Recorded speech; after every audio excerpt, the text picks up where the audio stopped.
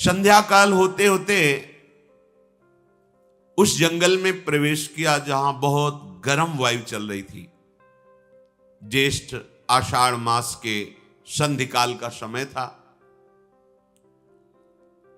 ऐसी गर्म वायु और इतना भयावह समय, सुरंग से निकल करके आ रहे, प्यास से व्याकुल हो गए पांडवजन। माता कुंती ने देखा कि यहां जल, फल, मूल बिल्कुल अभाव है, बड़ा शुष्क जंगल है। उन्होंने कहा कि मैं 5 पुत्रों की माता हूं और प्यास से व्याकुल हूं, क्या मुझे कोई पानी पिला सकता है? माता के वात्सल्य में वचन सुनकर के भीमसेन मन ही मन संतप्त हो उठे कि जो राजमाता हैं, जो महलों में दासियों के द्वारा सेवित होकर रहना चाहिए, उनको ऐसे जंगल में, ऐसे कष्ट में, और वो इतना प्यास से व्याकुल हैं। भीमसेन ने उस निर्जन वन में देखा एक विशाल पीपल का वृक्ष है। पीपल का वृक्ष भगवान वासुदेव का स्वरूप माना जाता है। उसके नीचे पत्ते साफ करके नकुल, सहदेव, अर्जुन जी, युधिष्ठिर जी, कुंती जी को अपने शरीर से उतारा, बैठा ला और कहा आप सावधान रहना, मैं पानी की खोज कर रहा हूं। सारस आदि पक्षियों का कलरव बहुत दूर सुनाई दिया तो समझ गए ये कहीं सरोवर है, तभी ये पक्षियों की आवाज आ रही। आवाज का अनुसंधान करते हुए सरोवर के समीप पहुंचे, स्वयं जल पिया और अपने ऊपर के वस्त्र से जल को गीला करके, कि एक एक अंजुली ही आ जाएगा तो प्राण बच जाएंगे, पात्र ही नहीं है जल के लिए, तो उस वस्त्र को गीला करके जल लेकर के वहां पहुंचे। वहां देखा श्रमित होने के कारण सब बेशुद्ध हो रहे। कुंती जी भी सो गई, युधिष्ठिर जी, अर्जुन जी, नकुल जी, सहदेव जी विचार करने लगे कि हस्तिनापुर के महल में उत्तम शैया पर भी जिनको सहज में नींद नहीं आती थी, ये आज हमारा परिवार भूमि पर पड़ा हुआ ऐसा बेशुद्ध सो रहा है। ये उचित नहीं है, जिसके हम जैसे महारथी पुत्र है उस मां को ऐसी अवस्था में। पर प्रारब्ध बड़ा बलवान है, विधान बड़ा बलवान है। भीमसेन ऐसा सोच, फिर सोचा कि प्यासे तो जरूर हैं पर नींद आ गई, इसलिए जगाना नहीं चाहिए, मुझे बैठकर इनकी रक्षा करनी चाहिए और इंतजार करना चाहिए। बैठे बैठे एकदम चिंतन गया कि दुरात्मा धृतराष्ट्र हमारे बड़े पिता कहलाते हैं और अपने पुत्रों के पक्ष में आकर हम लोगों को ऐसे संकट में डाल दिया, हम सबको जलाना चाहा, आज हम भारी कष्ट में फंस गए हैं। एक समय आएगा कि मैं इन सबको दंड तो जरूर दूंगा। भीम ऐसा निश्चय कर रहे हैं और स्वयं जागते हुए उनकी रक्षा कर रहे हैं। जहां पांडव विराजमान थे वहीं पास में एक साल वन था। वहां ऊंचे साल वृक्ष पर बड़ा ही भयावह बलवान राक्षस रहता था, हिडिंब। उसको गंध आई मनुष्य की, बड़ा क्रूर था, मनुष्य का मांस उसे बहुत प्रिय था और पराक्रमी था। क्रूरता उसके स्वभाव में थी। बड़ी बड़ी दाढ़ें, विकराल मुख, भयंकर काला शरीर, बहुत विशाल पेट। उसने अपनी बहन हिडिंबा से कहा कि मुझे मनुष्य की गंध आ रही, बहुत भूख लग रही, विधाता ने मेरे लिए स्वयं भोजन भेजा है, नहीं तो ऐसे जंगल में कहां मनुष्य आते हैं। जाओ इन सबको मारकर मेरे लिए लाओ। जब मैं मनुष्य की गर्दन को काट करके रक्त पीता हूं तब मुझे खुशी होती है। इनको पाकर के मैं तृप्त भी हो जाऊंगा। ऊंचे वृक्ष से देख रहा, क्योंकि बलवान दिखाई देते हैं। अपने भाई हिडिंब के कहने पर हिडिंबा प्रणाम करके अपने भाई को, जहां पांडव विराजमान थे पीपल वृक्ष के नीचे, वहां पहुंची। संकट पे संकट धर्मात्माओं को, सत्य मार्ग पर चलने वालों को, पर विजय श्री सत्य की ही होती है। वहां जाकर के देखा कि और तो सब सो रहे हैं, विशाल काय तेजवान भीमसेन जग रहे हैं। देखा मानो कोई पहाड़ हो, ऐसे आकृति वाले भीमसेन, वायुपुत्र, महाबली हनुमान जी के भ्राता भी हुए, वायुपुत्र के नाते अपार बल है। वो भीम के भुजाओं को, वक्षास्थल को देख करके मोहित हो गई।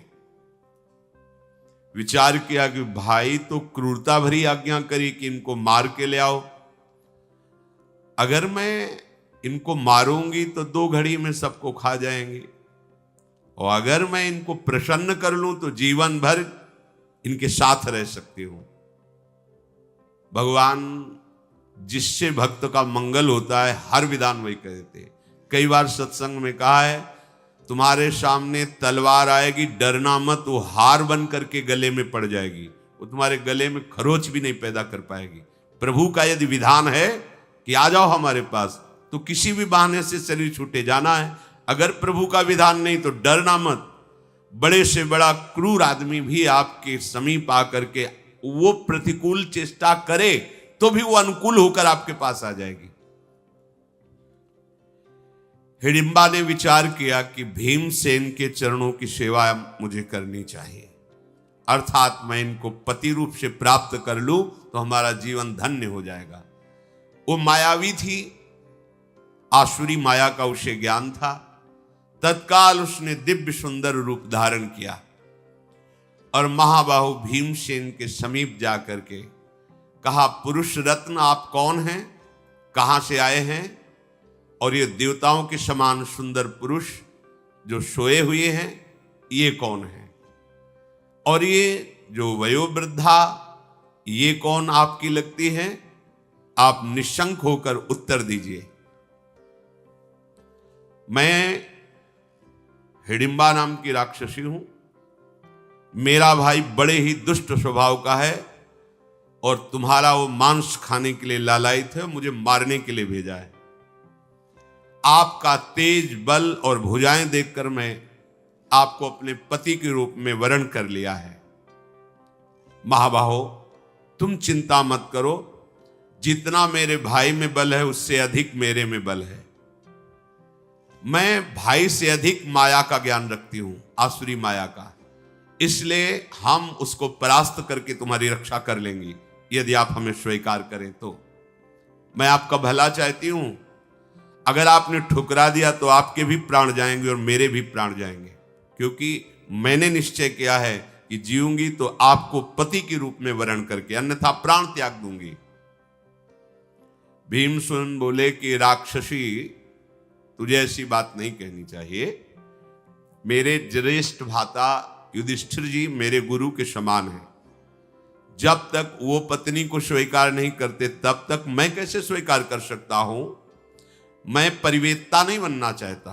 परिवेत्ता कहते हैं बड़े भाई के अविवाहित होने पर छोटा भाई विवाह कर ले, ये निंदनीय माना जाता है, उसे परिवेत्ता कहते हैं। इसलिए मैं ऐसा कर्म नहीं कर सकता जो धर्म के विरुद्ध है। राक्षसी ने कहा, यहां धर्म की बात नहीं, तुम्हारे प्राणों की रक्षा की बात मैं कर रही हूं। आप इनको जगा दीजिए, मैं आपको और आपके परिवार को अपनी पीठ पे लाद के वायु वेग से जहां आप कहोगे वहां पहुंचा दूंगी, इस राक्षस से बचा लूंगी। भीमसेन ने कहा, तुम राक्षस की चिंता मत करो, मुझे तुम्हारी सहायता की जरूरत नहीं है। मेरी भुजाओं में आकर ऐसा कोई दैत्य राक्षस है ही नहीं कि जो जीवित बच जाए, तुम इसकी चिंता मत करो। जाओ या रहो, हमें तुम्हारी किसी सहायता की जरूरत नहीं। अगर तुम्हें लगता है कि तुम अपने भाई का सहयोग कर सकती हो तो स्त्री समझकर तुम्हें छोड़ रहा हूं, नहीं अब तक तुम्हें यमपुरी पहुंचा दिया होता। जब देखा कि बड़ा विलंब हो गया हिडिंबा वापस ही नहीं आई, तो सोचा हो क्या गया। वो साल वृक्ष से नीचे उतरा और पांडवों के पास आया। दूर से देखा सुंदरी रूप में हिडिंबा, समझ गया कि इसके हृदय में दया आ गई क्या, हमारे राक्षसी स्वभाव को छोड़ करके दयावान हो गई क्या। आंखें क्रोध से लाल लाल करता हुआ, विशाल भुजाएं, खड़े हुए केश, शरीर का रंग काला मानो कोयला हो, तीखी दाढ़ें, भयंकर गर्जना। जे ही हिडिंब को आते देखा तो हिडिंबा भय से थर्रा उठी और भीमसेन से बोली, ये दुष्टात्मा नरभक्षी है, अगर ये क्रोध में आ जाए तो आप भाइयों से जीत नहीं सकते हैं। मैं इच्छा अनुसार बल धारण कर सकती हूं, जितना इच्छा करूं उतना बल मेरे में आ जाएगा। आप सब तुरंत मेरे कटि प्रदेश में बैठिए पीठ में, और मैं अभी आपको मन के वेग से जहां आप कहोगे वहीं पहुंचा दूंगी। भीमसेन जी ने कहा, ना मैं भाइयों को जगाऊंगा, ना माता जी को जगाऊंगा, और न तेरा सहयोग लूंगा। ये हमारे क्षत्रिय धर्म के खिलाफ है कि तुम स्त्रियों का हम सहयोग ले, ऐसा नहीं। तुम्हारी रक्षा करना हमारा धर्म बनता है। ये नीच राक्षस के आक्रमण मेरा सह सकेगा? तुमने अभी देखा नहीं है, देखना, अगर ये उद्दंडता करता है तो मारा जाएगा।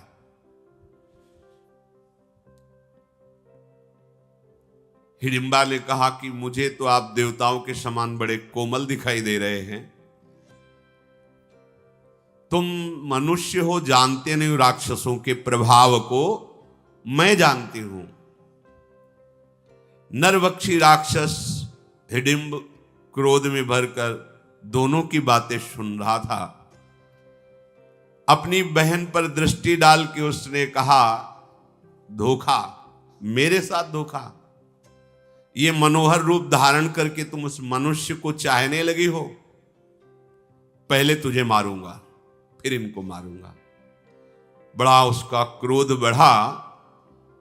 भूखा तो था ही, वो क्रोध से अपनी बहन को मारने के लिए, ऐ दुराचारणी, तू मेरी बहन होकर के भी मेरा पक्ष छोड़कर इस मनुष्य का पक्ष ले रही है, तू कलंकिनी है, ऐसा कहकर मारने के लिए आगे बढ़ा।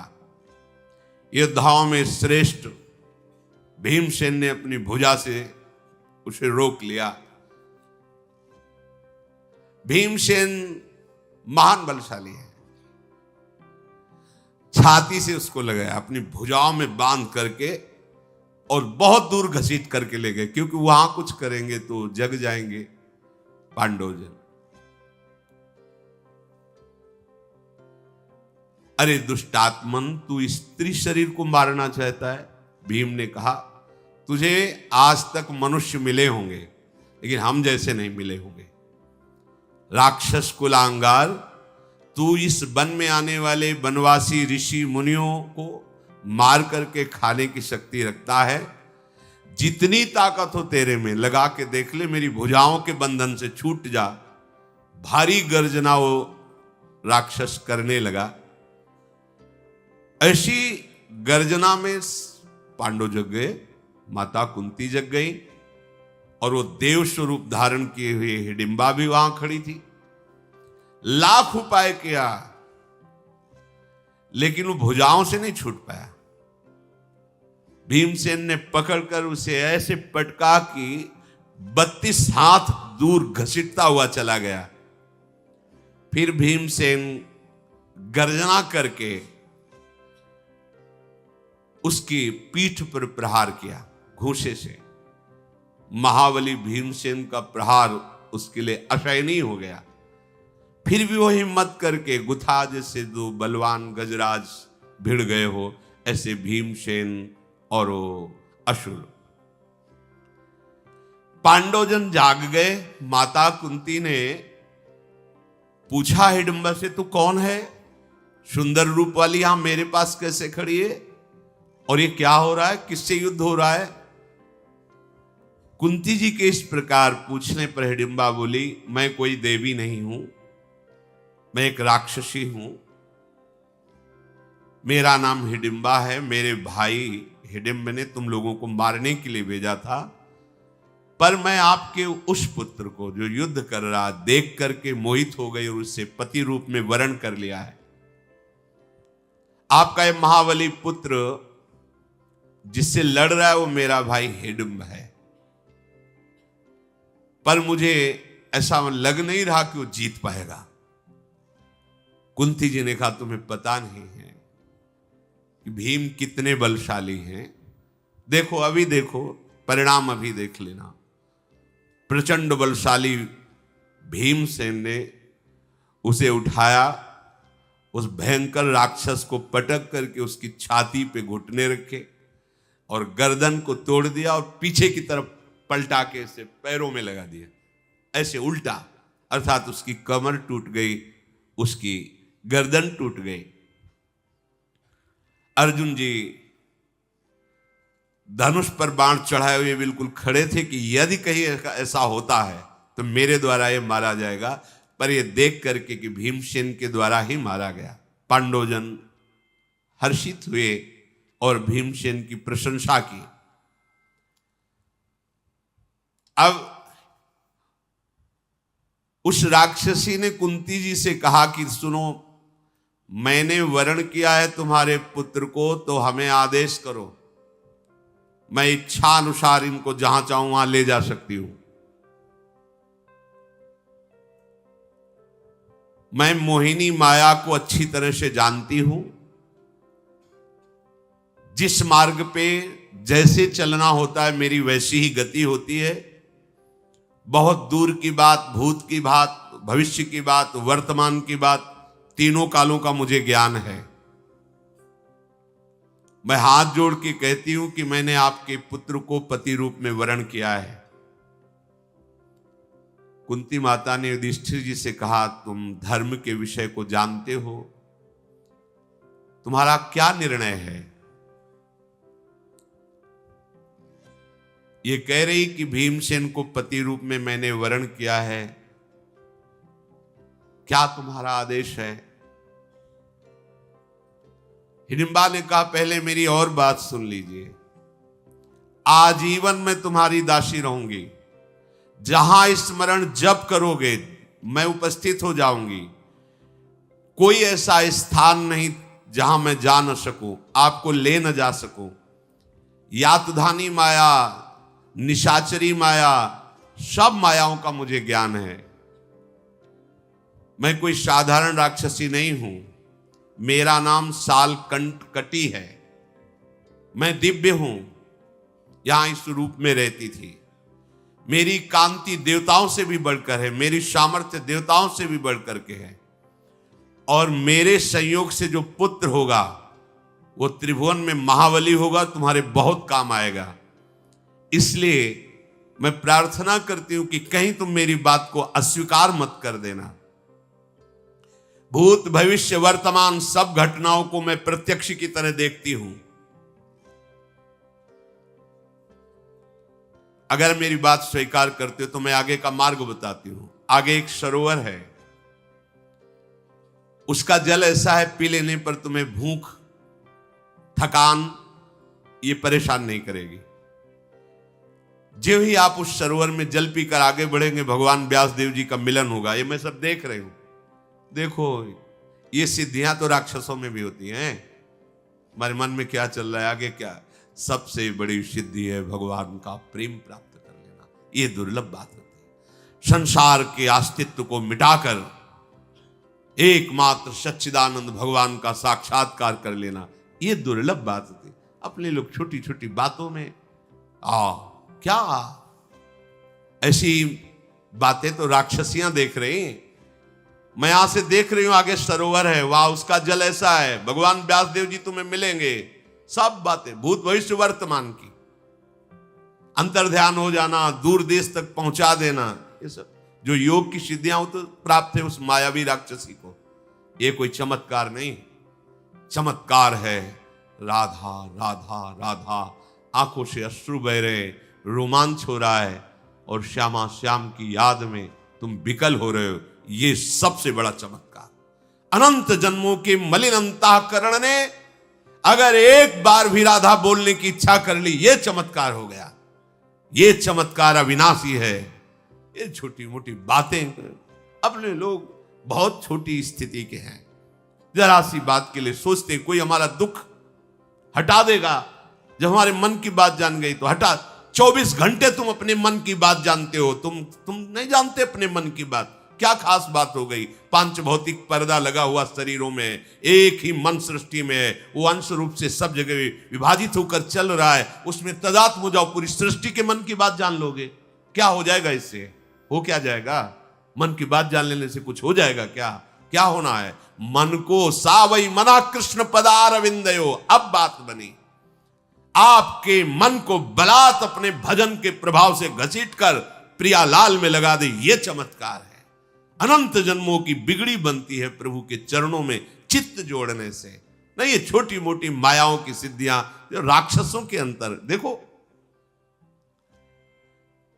कमल नयन भगवान व्यास देव जी आपका परम मंगल करेंगे अपने उपदेश से। मैंने शब्द देखा है वारणावत में, तुम्हें महल के अंदर जलाने की चेष्टा सब देख रहे हूं। ये क्यों बताया? कि विश्वास हो जाए कि मैं इतनी सामर्थ्यशाली हूं। हिडिंबा का ये वचन सुनकर कुंती देवी प्रभावित हो गई कि ऐसे संकट में भगवान ने ही इसे भेजा है। युधिष्ठिर जी से कहा, धर्मात्माओं में श्रेष्ठ बेटा, मैं जो कहती हूं बहुत ध्यान दीजिए। इसने जो बोला उसमें धर्म मुझे दिखाई दे रहा है।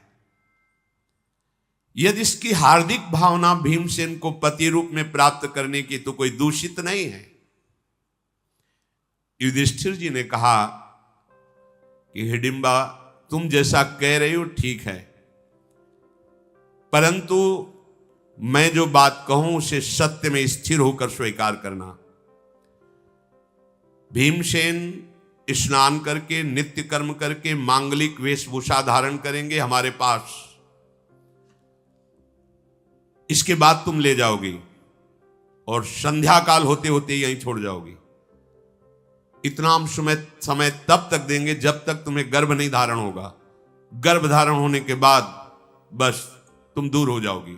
अगर इतना स्वीकार करती हो सत्य को साक्षी करके, तो मैं आदेश करता हूं कि हमारे छोटे भ्राता भीम को आप पति रूप से वरण कर सकते हैं। इतना कहने पर कुंती जी ने भी स्वीकृति दे दी। अब वो पीछे पीछे चल पड़ी। ये लोग आगे बढ़े। शाहदेव जी और नकुल जी को आगे रखा जाता था क्योंकि ये छोटे हैं सबसे। शालिहोत्र मुनि का आश्रम मिला और वो सरोवर मिला जो उसने बताया था। वहां जाकर के जो ही जलपान किया सब श्रम मिट गया। भूख प्यास की भी चाह मिट गई। हिडिंबा राक्षसी ने कहा कि अब आप मुनि के आश्रम में कुछ दिन रहिए और हम भीम को आपकी शर्त के अनुसार ले जाएंगे। देर नहीं लगी, सुंदर पर्णशाला तैयार कर दी। सामर्थ्यशाली थी वो। सुगंधित सुगंधित लताओं से बड़ी ही सुवासित कुटिया। एक कुटिया बनाई जिसमें माता कुंती और एक कुटिया बनाई जिसमें पांडव। जिस समय प्रातःकालीन संध्या करके भीम निवृत्त हुए, कुंती ने भीम से कहा, धर्म को दृष्टि में रखते हुए इसे सम्मान पूर्वक स्वीकार करो। मेरी आज्ञा है, जिस दिन ये गर्भ को धारण करे उसके बाद इसे स्पर्श भी मत करना। इससे तुम्हारा कल्याण होगा। मैं और कोई प्रतिवाद उत्तर सुनना नहीं चाहती। भीमसेन से माताजी ने ऐसा आदेश किया। बहुत अच्छा कहकर भीमसेन ने बात स्वीकार की। तत्काल भीमसेन को अपने हृदय से लगा के अंतर्ध्यान हो गई। वो मायावी थी। विविध प्रकार के देववनों में दिन भर रहती और संध्या काल आकर के पास में छोड़ देती। कुछ काल के पश्चात उस राक्षसी को गर्भ रहा, और राक्षसियां गर्भ धारण नहीं करती, तत्काल पुत्र होता है। ऐसा नहीं कि वो जैसे मनुष्य योनि में है कि 9 महीने 10 महीने गर्भ धारण करके फिर बालक होना, ऐसा नहीं होता। गर्भ का संयोग बना और तत्काल बालक प्रकट हुआ। उसी समय वो एक बलवान ऐसा पुत्र जो आकाश तक दिखाई दे रहा, ऐसे बेटा पैदा हो। भीमसेन भी ऐसे देख रहे थे बालक को, ऐसा बालक पैदा हुआ। कान ऐसे जैसे भाला, नुकीले ऐसे, बड़ा ही भयंकर आवाज, ऐसी मानो पर्वत फट जाए, ऐसी गर्जना उसकी। विशाल काय शरीर, शत्रुओं का दमन करने के भावना से नाक और आंखें फड़क रही थी। मतलब भीमसेन उसकी बहुत बहुत पिंडलियों तक ही होंगे, बेटा इतना बड़ा। वो घुटने के बल होकर प्रणाम करके भीमसेन से कहा, कोई भी पिशाच, राक्षस, गंधर्व, देवता, ऐसा नहीं कि मैं क्रोध में भर जाऊं और मुझे परास्त कर दे। मैं इतना शक्ति का अनुभव कर रहा हूं। यद्यपि मैं अभी अभी प्रकट हुआ हूं, पर त्रिभुवन में ऐसा कोई वीर नहीं जिसको मैं अभी परास्त न कर सकूं। राक्षसियां जब गर्भ धारण करती तो तत्काल उसको जन्म दे देती हैं, और इच्छानुसार रूप धारण करने में ये समर्थ होती है। हाथ जोड़ करके भीम से उसने कहा कि जब आप हमें बुलाएंगे तब हम उपस्थित हो जाएंगे। जो सेवा कहेंगे वो हमारे लिए, कोई ऐसा नहीं होगा कि मैं नहीं कर पाऊंगा, पर मेरा नाम तो रख दो। तो घटो हास्योत्कच इति माता तम प्रत्यभाषत अब्रवीत तेन नामस्य घटोत्कच इति स्महा। खोपड़ी में एक भी बाल नहीं, विशाल काय खोपड़ी है। उत्कच माने घट, बाल रहित, केश रहित, इसलिए घटोत्कच। कच माने होता बाल, घटो एकदम एक भी बाल नहीं, बाल रहित सिर होने के कारण उसका नाम घटोत्कच रखा गया। हिडिंबा ने कहा, शर्त के अनुसार हमारा आपका मिलन समाप्त, और वो अंतर ध्यान हो गई। घटोत्कच हाथ जोड़े हुए भीम के साथ वहां पहुंचा जहां कुंती से अर्जुन आदि विराजमान थे। भीम ने कहा, ये हमारी मां है। घटोत्कच ने प्रणाम किया और कहा, निशंक होकर आदेश कीजिए, मैं आपकी क्या सेवा करूं। कुंती जी ने कहा कि ओ, तुम्हारा जन्म कुरुकुल में हुआ है, तुम भीमसेन के पुत्र हो, इसलिए 5 पांडव तुम्हारे पिता के समान हैं, तुम्हें सदैव हमारी सहायता करनी होगी। घटोत्कच ने कुंती जी को प्रणाम करके कहा, दादी जी, रावण और मेघनाथ की जो महिमा बल में है उससे मैं पाई भर भी कम नहीं हूं। अगर मैं अपने स्वरूप में आ जाऊं तो प्रलय कर सकता हूं, तो सायोग की क्या बात, जब जहां आज्ञा। ऐसा था, मैं बढ़कर नहीं बोल रहा हूं, मैं रावण और मेघनाथ को एक क्षण में परास्त करने की सामर्थ्य रखता हूं। जब मेरी आवश्यकता हो, मेरे पितृवर्ग को सेवा की जब आवश्यकता हो, तब मुझे सेवा का अवसर देना, फिर मेरे बल को देख लेना। कोई सेवा हो तो आदेश करो, या फिर मैं जाऊं। कुंती जी ने कहा, अभी कोई सेवा नहीं। उत्तर दिशा की तरफ मुख किया और अंतर ध्यान हो गया, चला गया।